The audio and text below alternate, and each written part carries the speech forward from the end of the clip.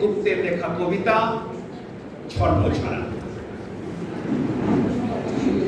গলির মোড়ে একটা গাছ দাঁড়িয়ে, গাছ না গাছের ভেতর ছায়া, আঁকা বাঁকা শুকনো কতগুলি কাঠির কঙ্কাল শূন্যের দিকে এলোমেলো তুলে দেওয়া, রুক্ষ রুষ্ট রিক্ত জীর্ণ।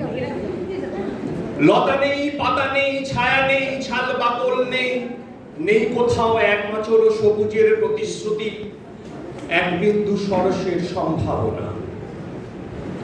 ওই পথ দিয়ে যাচ্ছিলাম ট্যাক্সি করে।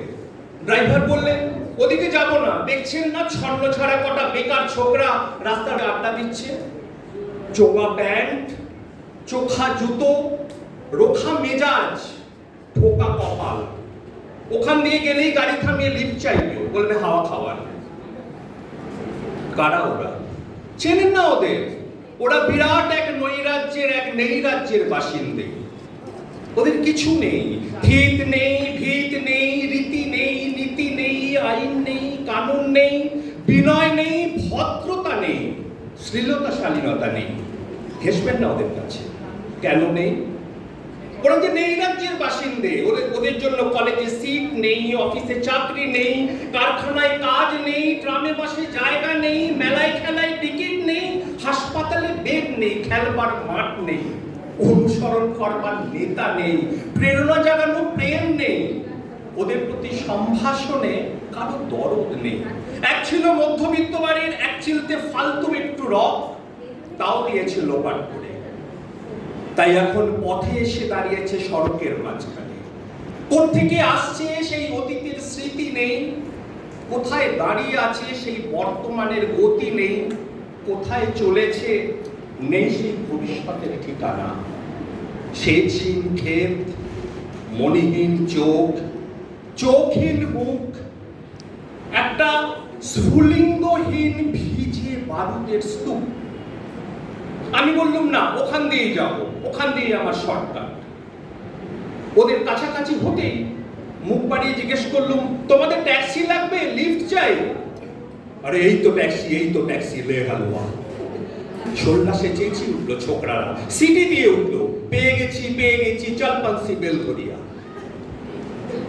তিনটে ছোকরা উঠে পড়লো ট্যাক্সিতে, একজন ড্রাইভারের পাশে, দুজন পিছনের সিটে। বললো, কতদূর যাবে? এই কাছেই, ওই দেখতে পাচ্ছেন না ভিড়? সিনেমা না, জলসা না, নয় কোনো ফিল্মি তারকার অভ্যর্থনা। একটা নিরীহ লোক গাড়ি চাপা করেছে। চাপা দিয়ে গাড়িটা উঠাও। আমাদের দলের কয়েকজন গাড়িটার পিছনে ধাওয়া করেছে। আমরা খালি ট্যাক্সি খুঁজছি। কে সে লোক? একটা বেওয়ারিশ ভিখিরি, রক্তে মাংসে দলা পাকিয়ে গেছে। কিছু নেই, সবার জন্য ফুটপাত আছে, তো মাথার উপরে ছাদ নেই। ভিক্ষের জন্য একটা পাত্র আছে, কিন্তু তার মধ্যে একটা বড় ফুটো। রক্তে মাখামাখি সেই দলা পাকানো ভিখিরিকে ওরা পাঁজা করে ট্যাক্সির মধ্যে তুলে দিল। চেঁচিয়ে উঠল সমস্যারে, আনন্দে ঝঙ্কিত হয়ে, প্রাণ আছে, এখনো প্রাণ আছে। রক্তের দাগ থেকে আমার ভব্যতা ও শালীনতাকে বাঁচাতে গিয়ে আমি নেমে পড়লেন তাড়াতাড়ি। তারপর সহসা শহরের সমস্ত কর্কশে, কঠিনে, সিমেন্টে, কংক্রিটে, ইটে, কাঠে, পিচে, পাথরে, দেয়ালে দেয়ালে বেজে উঠল এক দুর্বার উচ্চারণ, এক তপ্ত শঙ্খধ্বনি। প্রাণ আছে, প্রাণ আছে, প্রাণ থাকলে স্থান আছে, মান আছে, সমস্ত বাধা নিষেধের বাইরেও আছে অস্তিত্বের অধিকার। ফিরে আসতেই দেখি গলির মোড়ের গাছের সেই শুকনো বৈরাগ্য বিদীর্ণ করে বেরিয়ে পড়েছে হাজার হাজার সোনালি কচি পাতা, মর্মরিত হচ্ছে বাতাসে।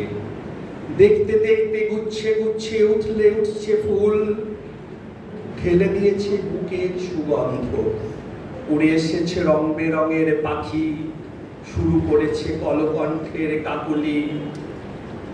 ধীরে ধীরে ঘন পত্রপুঞ্জে ফেলেছে স্নেহার্দ দীর্ঘ ছায়া, যেন কোনো শ্যামল আত্মীয়তা। অবিশ্বাস্য চোখে চেয়ে দেখলুম কঠোরের প্রচ্ছন্নে মাধুর্যের বিস্তীর্ণ আয়োজন। প্রাণ আছে, প্রাণ আছে, শুধু প্রাণই এক আশ্চর্য সম্পদ, এক ক্ষয়হীন আশা, এক মৃত্যুহীন মর্যাদা। নমস্কার।